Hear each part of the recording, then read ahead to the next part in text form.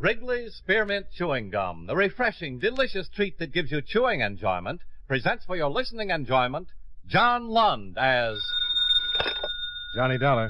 Nelson Price, Johnny. Oh, yes. How are you, Mr. Price? Fine. Got a job for you. You'll have to go to the West Indies. The West Indies? Near Haiti, St. Ledger.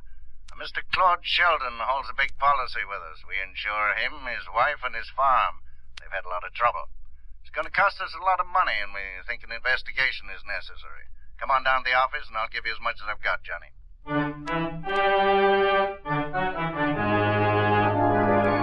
the makers of Wrigley's Spearmint Chewing Gum bring you John Lund in another adventure of the man with the action-packed expense account, America's fabulous freelance insurance investigator. Yours truly, Johnny Dollar.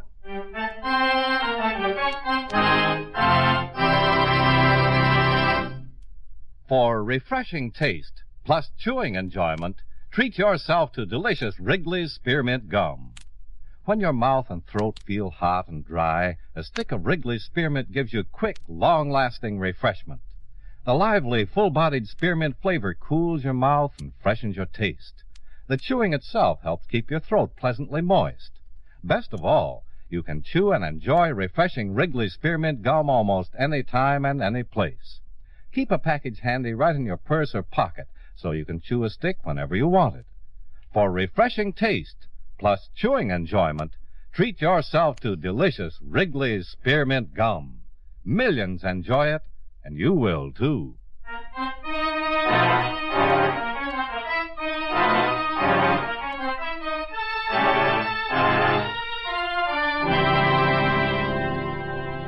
Expense account submitted by Special Investigator Johnny Dollar to Home Office, International Insurance and Bonding Company, Hartford, Connecticut. The following is an accounting of expenditures during my investigation of the Voodoo matter. Expense account item 1, $206.40, plane fare and incidentals from New York to Port-au-Prince, Haiti, after receiving from you the necessary information concerning the insured, Claude Sheldon. After landing, I checked into the hotel and waited for Claude Sheldon as prearranged.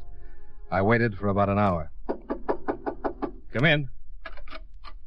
Mr. Dollar? That's right. Mr. Sheldon? Yes. I've been expecting you. Claude Sheldon pushed himself away from the door, grabbed a chair and dropped into it, took in long, deep breaths and smiled a very slow, weak smile. I would have been here sooner, but there's been more trouble. More trouble, eh? Well, my company told me a little about it, but you better give me your own story. Certainly. As you know, I am a farmer. Yeah. My place is near Saint-Léger. A number of other farms in the vicinity, all doing very well until several months ago. First it was fires. The cane fields burned. One by one the cattle became sick. Then some of the farmers grew ill and died. Can I get you something? Please. Some water, please. Have you been to see a doctor? I'm afraid a doctor can't help. There you are. Thank you.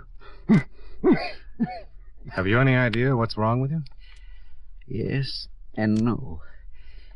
My Christian religion fights it, but my life on Haiti has taught me deep respect for it. Respect for what, Mr. Sheldon? Voodoo, Mr. Dollar. Oh, I know just what you're thinking. But a doctor in Haiti has examined me and my wife and the others. He can find nothing wrong. Voodoo, Mr. Sheldon? I don't expect you to understand. It's hard for me. Perhaps there is something else. I hope you can find out. Well, I'm afraid I can't buy the voodoo theory, Mr. Sheldon. There's one thing. Immediately after my wife and I became ill, I received an offer from my farm. A very low offer from a Saint-Léger banker. I investigated and found it had been made in the interests of one Arthur Cotswold. Arthur Cotswold. Haiti's biggest planter. Extremely wealthy. Even after the sick cattle and the fires and everything? Yes. That's why I became suspicious. The other farmers received similar offers. More water? Perhaps I don't think I... Mr. Dollar. Mr. Sheldon. I called the hotel desk for a doctor, but by the time he'd gotten Sheldon to the hospital, the patient was dead.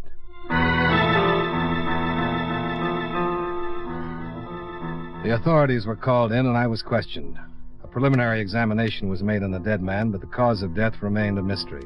So an autopsy was ordered. I told the chief of police to forward the report to me as Saint-Leger and left for the Sheldon farm.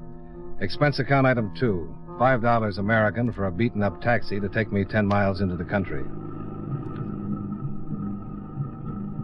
A crowd of natives was standing in front of the Sheldon house as we drove up.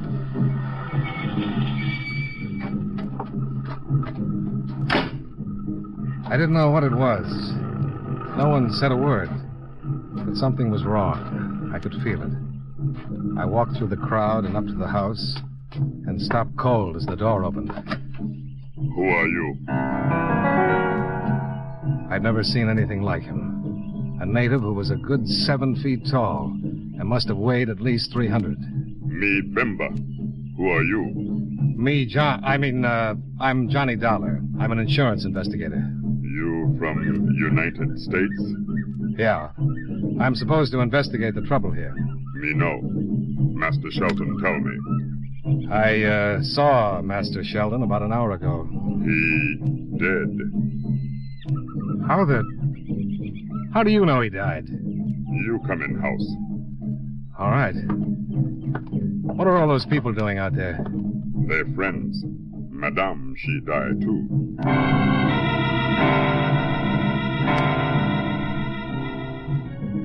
Bimba led the way into the bedroom, where Mrs. Sheldon lay on the bed, covered with a fresh white sheet, her eyes closed in death, her face drawn and tired. Bimba told me that she died about an hour before, and a cold chill ran up my back. I remembered her husband lying on the floor of my hotel room about an hour before. Bad voodoo. Is that why the cattle are sick and the fields burned? We bad voodoo. Mr. Sheldon thought a man named Cotswold might have something to do with it. Mr. Cotswell, big man. Very powerful. What are those drums? For Madame and Master. The voodoo. Good voodoo. Give blessing for spirit. For Madame and Master. I see. I want to talk to the police in Saint-Leger. Who do I see? Me take you.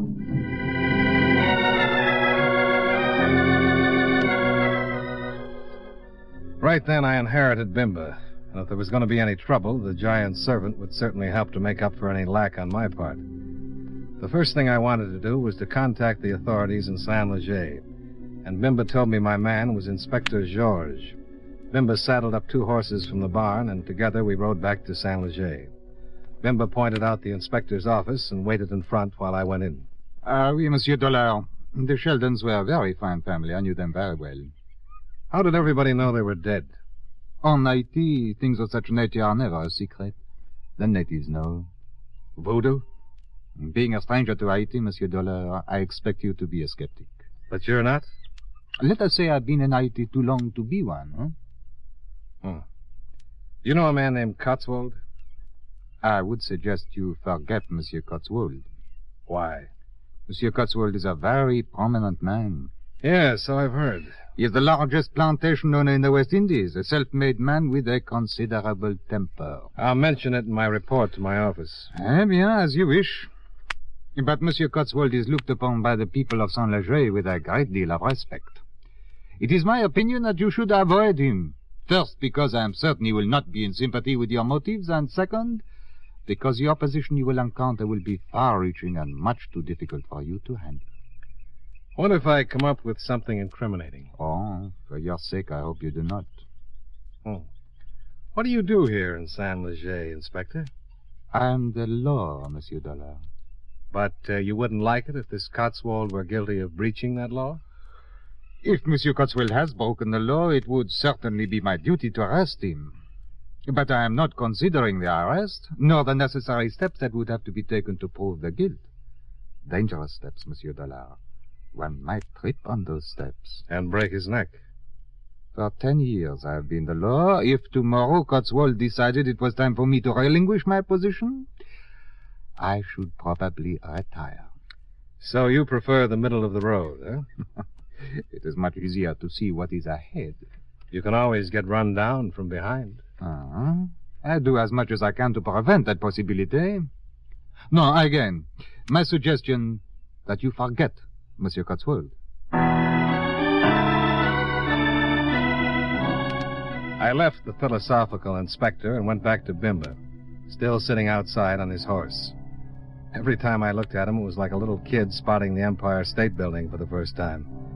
He smiled a mouthful of white teeth and leaned over to give me a hand up. He caught me by the wrist and lifted me into my saddle as though he was hoisting a small bundle of laundry. The inspector. He say forget Monsieur Cotswold. What?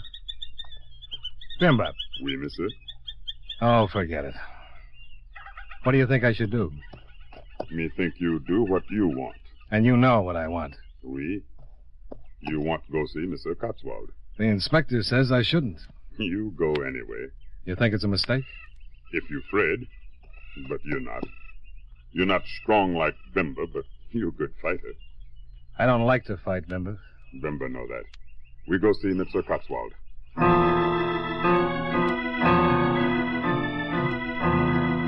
We swung our horses around, and Bimba led the way up a long, narrow road, surrounded on both sides by sugarcane fields. Somewhere, from not too far away, I heard the drums start again.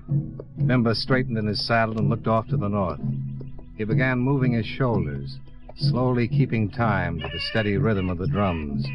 Then he began to sing softly.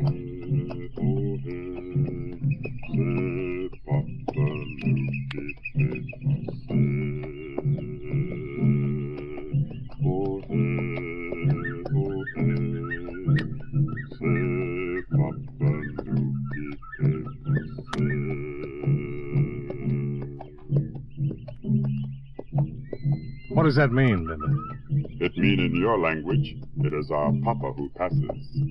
Papa? Papa Damballa, the great source. Voodoo. We. I later must leave you. Today, Wednesday, is the day of Papa Damballa. He turned back to the north and continued his little chant until we reached the beginning of a long, high fence running along next to the narrow road. Bimba leaned down and swung open a big gate. Then we rode up the path that led through the Cotswold property until we reached the house. Sitting back between two huge trees was the Cotswold mansion. Bimba stayed on his horse, and I climbed down and walked to the front door.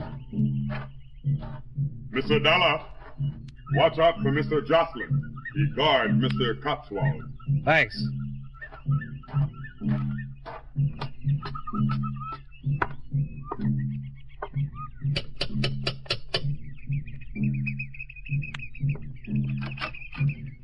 What do you want? I'd like to see Mr. Cotswold. You do, huh? What are you doing here, Bimba? I wait for Monsieur. Found himself a new governor, huh? You must be that dollar fella. I must be. Well, come in. Mr. Cotswold's been expecting you. Jocelyn wasn't a very small man himself. Looked as though he was capable of handling just about any situation that might come up. He led the way into a large paneled study, and I met Arthur Cotswold. The drums had stopped. I know why you're here, Mr. Dollar. Well, then that should make it a lot easier for both of us. For some reason, the farmers are suspicious. Their fear is divided between me and Voodoo.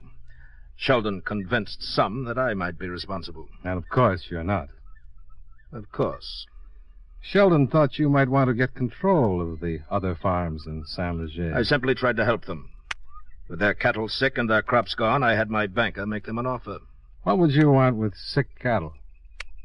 I could use the land. Do you think the cattle will get better and the crops won't fail if you control the land? I intend to do away with the sick cattle. I have no use for the crops. Have any of your cattle been affected? None. That's pretty strange. Haiti is a strange land. And on this point, I would most certainly give you advice.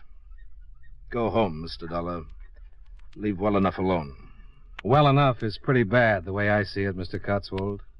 And I'll leave after I've gotten a few answers. Mr. Dollar, I am not a patient man. I've gone out of my way to give you some healthy advice. Heed it, for your sake. I won't forget it for a minute. You persist in this investigation? I get paid to persist, Mr. Cotswold.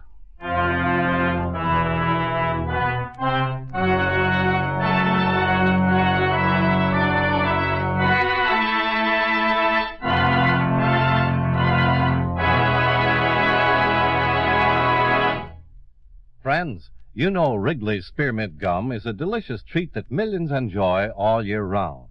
It's good to chew almost any time and any place. In warm weather, you'll enjoy especially the refreshment that Wrigley's Spearmint Gum gives you. When your mouth feels hot and dry, or when you're feeling warm and tired, chewing Wrigley's Spearmint gives you a pleasant little lift. It cools your mouth, moistens your throat, and refreshes your taste. Besides, chewing on a good, smooth piece of Wrigley's Spearmint Gum seems to add enjoyment to whatever else you're doing. So enjoy it at home, at work, wherever you are. And remember, Wrigley's Spearmint Gum is a swell treat to take along on picnics. Get plenty for everybody. That's Wrigley's Spearmint Gum. Healthful, refreshing, delicious.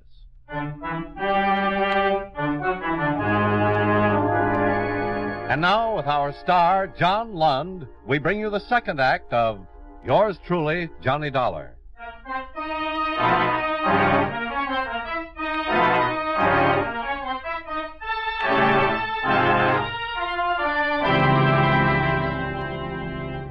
I left Arthur Cotswold, picked up Bimba, and he led me back to town. On the way, I got an idea. When we arrived in town, I sent Bimba back to the Sheldon farm. Then I went in to talk to Inspector Georges.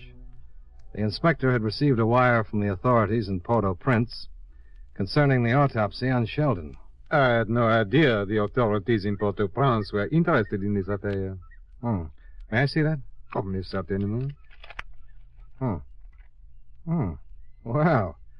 Here's something pretty interesting, Inspector.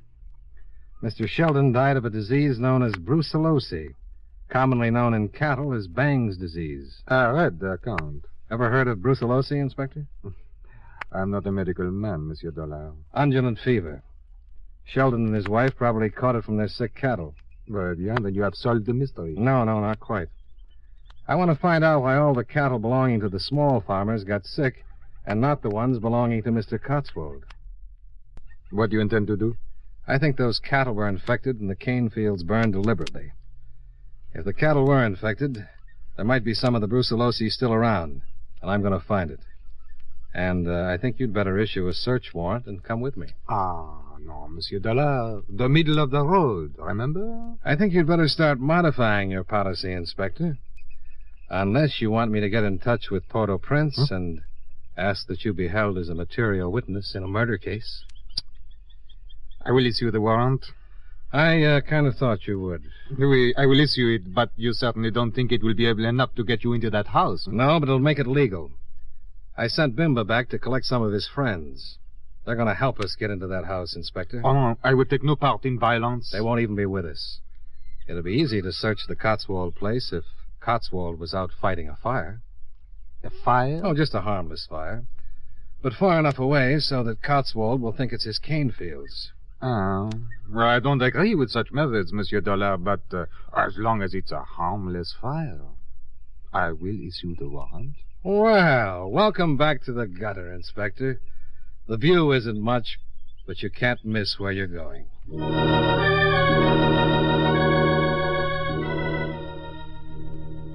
When we reached the Sheldon farm, we saw a crowd of natives standing out in front. Again, something was wrong. We piled out, pushed our way through the crowd, and inside the house we found what it was. Lying in the middle of the room was Bimba. He was almost dead when I knelt beside him. I talked to friends. They light fire for you. Thanks. Now I go to Baron Samter. Dambalo way to take me. He has been stabbed? Yeah. Got him from behind. Never would have faced him. You stay. You see, wait till la tête you're mort. See what? It's a ritual. It means taking the spirit from the head of the dead. He wants you to see it. You stay. You believe voodoo. All right, Bimba. I'll stay. You see. Believe. Bimba. No. He is dead.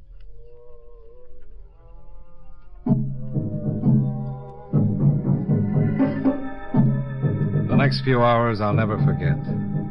The natives came into the house and placed Bimba on a bench. Then the ceremony began. They carried live pigeons, olive oil, 30 pieces of fat pine wood, a pair of chickens, and some coarse cornmeal. They covered Bimba's body with a saddle blanket, killed the chickens, roasted the cornmeal, and put it in a large white plate. The pine wood slivers were lighted and held like candles. Then a man they called Donet took the white plate in one hand and the pot with the chicken in the other and approached the fire, chanting a strange dirge.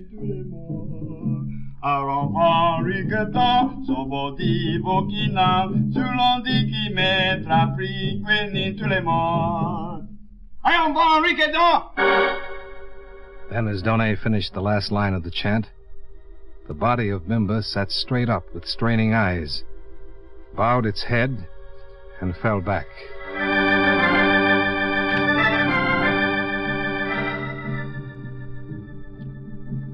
The inspector and I drove over to Cotswold's house and waited while the moon climbed up over the clouds and the drums in the distance tangled my nerves into knots. After an hour of waiting, a dull glow to the south started the expected commotion in the Cotswold household, and we climbed out of the car. Fire, Mr. Cotswold! They're calling for you! Get the servants! Get the servants! Get every man out there to fight that fire! Hey! It worked. Yeah. Give them a few minutes and we'll go into the house.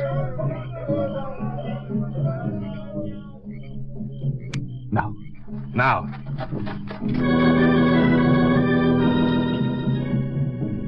The inspector and I took the Cotswold house apart like a well-trained wrecking crew and came up with exactly nothing.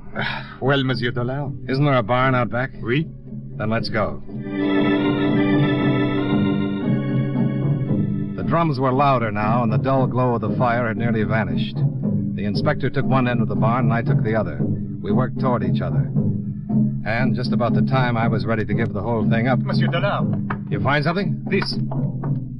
Huh. A hypodermic for cattle. That's not enough. And this, I found it under that box. A bottle. Might not be anything. But we could take it back to town and have it analyzed. Well, that's about all we can do. This is the only thing we've got. Let's go. I'm afraid not. Stand right where you are. Hello, Mr. Cotswold. You know the inspector, don't you? For a number of years. I must say I didn't expect this of him. I have a search warrant, Monsieur Cotswold. How very interesting. See if they have any weapons, Jocelyn. Right? I assure you we are well within our rights. This warrant is... Shut up and raise your hands. Better do as he says. A commendable suggestion, Mr. Dollar. But I'm afraid you've learned prudence a little too late. I never argue with a gun. They both got guns, Mr. Cotswold. You're making a serious mistake. I'm afraid the mistake is yours and Mr. Dollar's, Inspector. Get the bottle and the hypodermic. Yes, sir. Is that the stuff you've been infecting the cattle with? It is. You see, you really should have taken my advice and returned to the States. And I'm surprised at you, Inspector. I really thought you were more sensible. Sometimes a man finds his pride and does the best thing. And this is the best thing. Perhaps it sounds foolish, but I think it is. You know, of course, that I cannot allow either of you to live. Tell me something. Who killed Bimba? I think Jocelyn can answer that. But enough conversation. I'll leave the details in your hands. Yes, sir. Goodbye, gentlemen. All right, start walking. Jocelyn, you won't... Shut up. Now do what I tell you and start walking.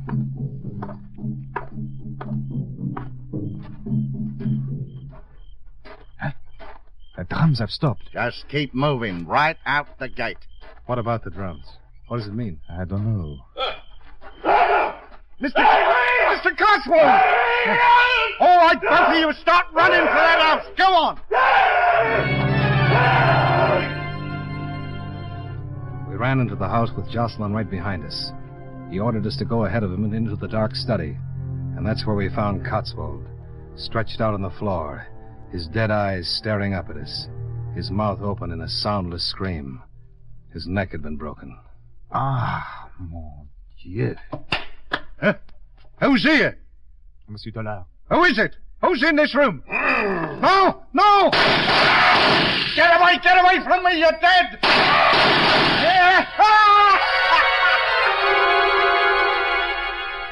You won't believe it, and to this day I'm still not sure. But there in the darkness was a huge man, and he looked exactly like Bimba. Jocelyn shot him 6 times, and he kept right on coming. Then he grabbed Jocelyn and crushed him like an eggshell. By the time we'd collected our wits, the giant had disappeared through the door and into the night. Monsieur Dollard. I think I'll sit down. Was it Bimba? I don't know. I don't want to know anything. I just want to get on the first plane back to the States and relax for a week in a tub of hot mud.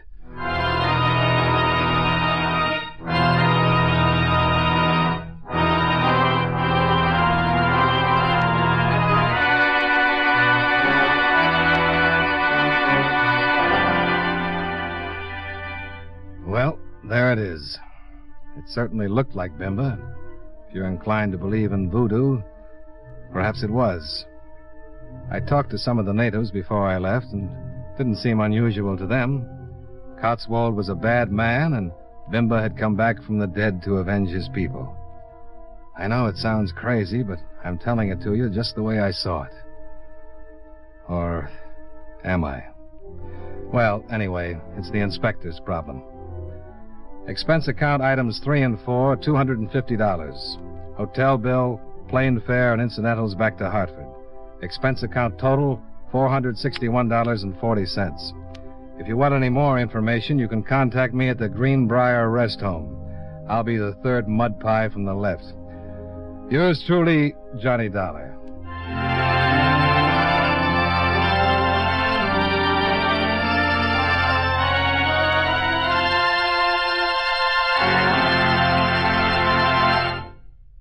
Remember, friends, for refreshing taste plus chewing enjoyment, treat yourself to delicious Wrigley's Spearmint Chewing Gum.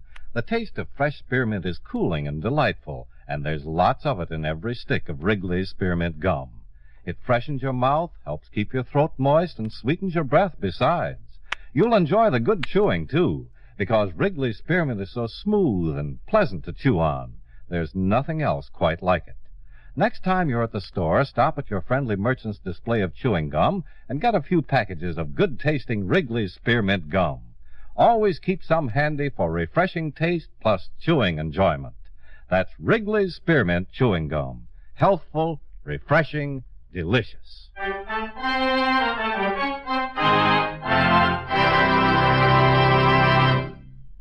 Yours truly, Johnny Dollar, brought to you by Wrigley's Spearmint Chewing Gum, stars John Lund in the title role and was written by Blake Edwards with music by Eddie Dunstetter. Featured in today's cast were Tudor Owen, Parley Bear, Roy Glenn, Ben Wright, Bill Conrad, and Jester Hairston.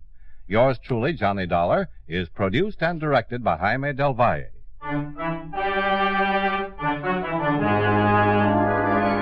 The makers of Wrigley's Spearmint Chewing Gum hope you enjoyed tonight's story of Johnny Dollar and that you're enjoying delicious Wrigley's Spearmint Gum every day. This is Charles Lyon, inviting you to join us again next week at this same time when, from Hollywood, John Lund returns as Yours truly, Johnny Dollar.